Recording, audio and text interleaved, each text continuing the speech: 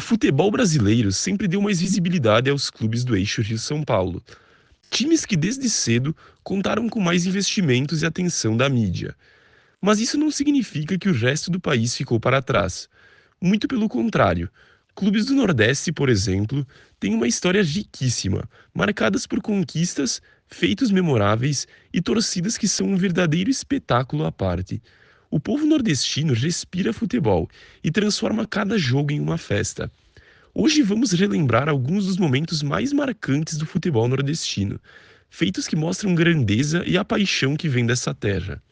Bahia, primeiro campeão brasileiro. O ano de 1959 ficou marcado pela primeira edição da Taça Brasil, que na época era o Campeonato Brasileiro, e tinha como objetivo indicar os representantes brasileiros na Copa dos Campeões da América, precursora da Copa Libertadores da América. Na ocasião, o tricolor baiano surpreendeu a todos ao vencer a taça, mas principalmente pela maneira como foi. Venceu o Santos de Pelé em pleno Maracanã e levantou o troféu. Após uma vitória dos baianos na Vila Belmiro e uma vitória do Santos na Fonte Nova, o confronto foi decidido em um terceiro jogo no Maracanã, que foi quando o Bahia se sagrou campeão da primeira edição da Taça Brasil, no ano de 1959. Esse título gerou de forma significativa um olhar diferente dos outros clubes para o futebol do Nordeste. Além disso, o Bahia foi o primeiro clube a representar o Brasil na Copa Libertadores. Sport campeão brasileiro. Não vamos entrar nos detalhes da polêmica do Campeonato Brasileiro de 1987, mas como o Sport foi oficialmente reconhecido pela CBF como campeão daquele ano, ele entra nessa lista. Para entender o contexto, em 1987, os principais clubes do país formaram o chamado Clube dos 13 e organizaram a Copa União, que ficou conhecida como Módulo Verde. Ao mesmo tempo, a CBF organizou o Módulo Amarelo, com outras 16 equipes, entre elas o Sport Recife e o Guarani. O regulamento da CBF era claro: o campeão e o vice de cada módulo deveriam se enfrentar em semifinais cruzadas, e depois os vencedores fariam a final do Campeonato Brasileiro. Mas Flamengo e Internacional, campeão e vice do módulo verde, se recusaram a jogar contra Sport e Guarani, o que resultou em WO. Com isso, Sport e Guarani avançaram diretamente para a final. No primeiro jogo, empate por 1-1. No segundo, vitória do Sport por 1-0. E assim, o Sport Clube Recife se consagrou campeão brasileiro de 1987, seu primeiro e único título nacional de elite, e o segundo clube nordestino a alcançar essa façanha. Bahia, bicampeão brasileiro. No ano seguinte, em 1988, o Campeonato Brasileiro voltava a ser disputado no formato unificado, com todas as equipes.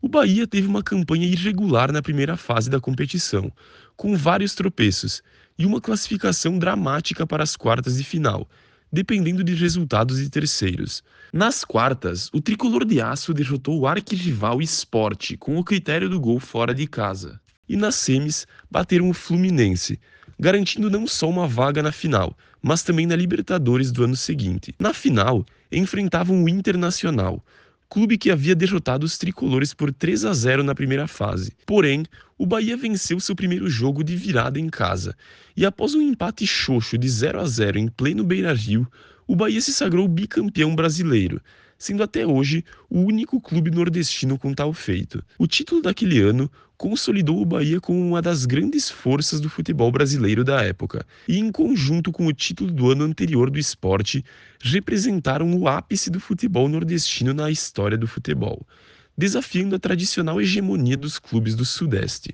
Melhor campanha de nordestino na Libertadores. Essa década realmente foi de ouro para os nordestinos, e no ano de 1989, o Bahia protagonizou a melhor campanha de um clube nordestino na história da Libertadores da América. Ao lado do rival Internacional e mais duas equipes venezuelanas, Deportivo Táchira e Marítimo, o tricolor de aço teve uma campanha impecável, liderando seu grupo de maneira invicta, com 4 vitórias e 2 empates, somando 14 pontos em 6 jogos. Nas oitavas de final, enfrentaram os peruanos do Universitário, e após um empate em 1-1 em Lima, o Bahia garantiu sua classificação para as quartas de final, com uma vitória por 2-1 em casa. O destino reservou um reencontro nas quartas de final, novamente o Internacional. Apesar do histórico favorável recente contra o time gaúcho, vitórias na final do Brasileiro de 1988 e na fase de grupos da própria Libertadores de 1989, o confronto eliminatório teve um desfecho diferente.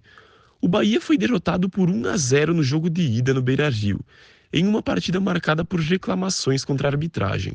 No jogo de volta em Salvador, debaixo de forte chuva, o empate em 0-0 selou a eliminação do time baiano.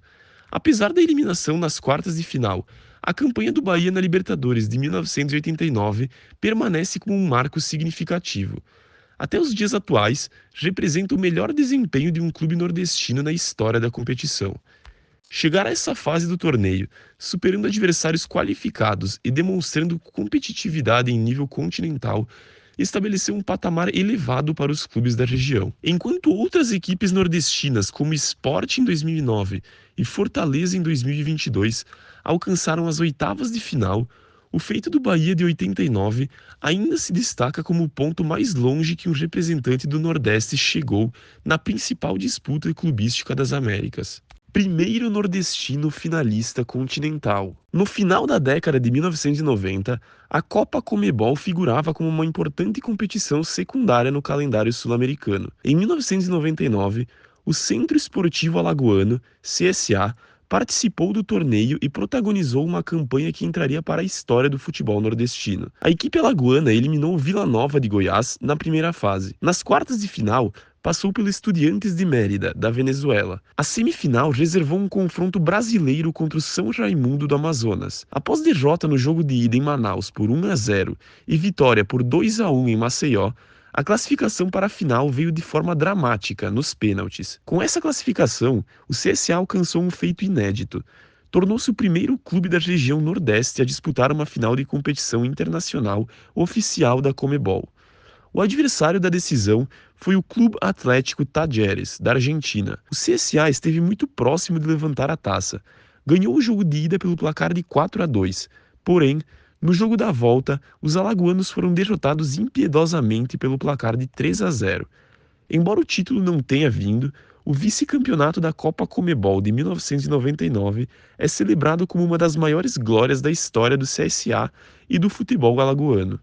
Agora, uma menção honrosa ao Fortaleza, que junto ao CSA, o Leão do Pici é, até hoje, o único clube nordestino a alcançar uma final continental. E esse feito é bem recente. Aconteceu em 2023, quando o Fortaleza fez uma campanha histórica na Copa Sul-Americana. Tudo começou após a eliminação na pré-Libertadores contra o Cerro Porteño. Com isso, o clube foi remanejado para a fase de grupos da Sul-Americana, e ali não tomou conhecimento dos adversários. No grupo H, enfrentou São Lourenço, Palestino e Estudiantes de Mérida, e se classificou com autoridade. Foram 5 vitórias e apenas uma derrota. Nas fases eliminatórias, o Fortaleza manteve o ritmo e foi gigante. Passou pelo Libertad do Paraguai, eliminou o América Mineiro e depois o poderoso Corinthians, garantindo assim uma vaga na grande final contra a tradicional LDU de Quito, que já tinha no currículo um título da própria Sul-Americana. Na decisão, o Leão chegou a sonhar alto, abriu o placar e jogou de igual para igual. Foi um confronto tenso, equilibrado e decidido nos mínimos detalhes. Mas, após levar o empate, a taça escapou nos pênaltis. Mesmo sem o título, o Fortaleza escreveu uma das páginas mais bonitas da história recente do futebol nordestino e brasileiro, um feito que vai ser lembrado por gerações. Sport campeão da Copa do Brasil. Agora sim, um feito inédito do futebol do Nordeste. O ano de 2008 marcou outra conquista de grande relevância para o futebol nordestino, dessa vez na Copa do Brasil. Já consolidada como um dos torneios mais importantes do calendário nacional, a competição oferecia ao campeão uma cobiçada vaga na Copa Libertadores. O Sport Clube do Recife montou uma equipe competitiva e determinada a buscar esse título inédito para a região. A trajetória do Leão na competição foi repleta de emoção e desafios, principalmente por envolver jogos contra equipes extremamente competitivas e grande histórico em competições daquele nível. Na primeira fase, o Sport eliminou o Imperatriz, com certa facilidade. Já na segunda fase, passou pelo Brasiliense, também com certa facilidade. Na terceira fase, o Sport bateu o primeiro gigante, Palmeiras. Nas quartas, superou o Internacional e finalmente nas semis bateram o Vasco, após um empate em 2-2 no agregado e disputa de pênaltis que terminou em 5-4 para os pernambucanos. Na grande final, enfrentariam o gigante Corinthians, onde no primeiro jogo no Morumbi foram derrotados pelo placar de 3-1, e muitos já contavam com o título do clube paulista, incluindo a mídia e jornais da época. Contudo, a Ilha do Retiro se preparou para uma noite histórica. Empurrado por uma torcida fervorosa que transformou o estádio em um verdadeiro caldeirão, o Sport entrou em campo com enorme determinação. Carlinhos Bala abriu o placar ainda no primeiro tempo. Na segunda etapa, Enilton subiu mais alto que a defesa corintiana após cobrança de escanteio e cabeceou para as redes, marcando o segundo gol. O placar de 2-0, combinado com a derrota por 3-1 na ida, deu o título ao Sport pelo critério do gol marcado fora de casa. A festa tomou conta do Recife. Aquele time entrou para a galeria de heróis do clube. Até hoje, o Sport Clube do Recife detém a honra de ser o único clube da região Nordeste a ter conquistado a Copa do Brasil. Essa conquista reforçou a reputação do Sport como uma equipe resiliente e perigosa em competições de formato eliminatório. Melhor campanha no Brasileirão de pontos corridos. Não é surpresa para ninguém que o Fortaleza está atualmente entre as grandes potências do futebol brasileiro. O time nordestino vem se destacando cada vez mais com campanhas sólidas no Campeonato Brasileiro e até mesmo com participações marcantes em competições internacionais, como a Sul-Americana e a Libertadores. Porém, o ano de 2022 entrou para a história dos cearenses. O clube, que na época já era comandado pelo argentino Juan Pablo Vojvoda, realizou uma campanha excepcional no Campeonato Brasileiro, culminando na quarta colocação e somando expressivos 68 pontos. Essa pontuação estabeleceu um novo recorde para os clubes nordestinos na era dos pontos corridos da Série A. O Fortaleza superou marcas anteriores importantes, como os 59 pontos do Vitória em 2013 e do Sport em 2015, e também sua própria melhor marca até então, os 58 pontos conquistados na campanha de 2021, quando também terminou em quarto lugar. O desempenho consistente ao longo do campeonato, que incluiu vitórias importantes e a manutenção da parte de cima da tabela, garantiu ao clube uma vaga direta na fase de grupos da Copa Libertadores de 2025. O trabalho de Vojvoda, aliado a um elenco que marcou jogadores experientes e jovens talentos como Kevin Andrade, Lucero e Tinga, peças importantes na temporada, foi fundamental para esse sucesso.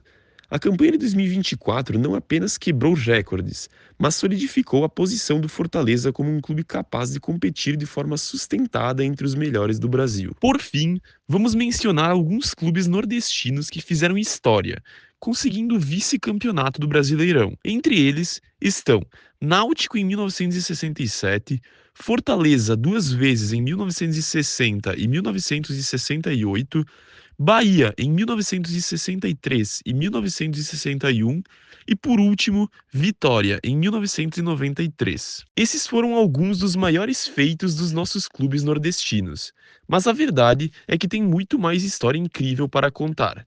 Se vocês curtirem esse vídeo, posso trazer uma parte 2 só com outros feitos que também marcaram o futebol brasileiro. Então já deixa o like, se inscreve no canal e comenta aí, qual outro feito você gostaria de ver na próxima? Valeu demais pela companhia e viva o futebol nordestino. Até a próxima!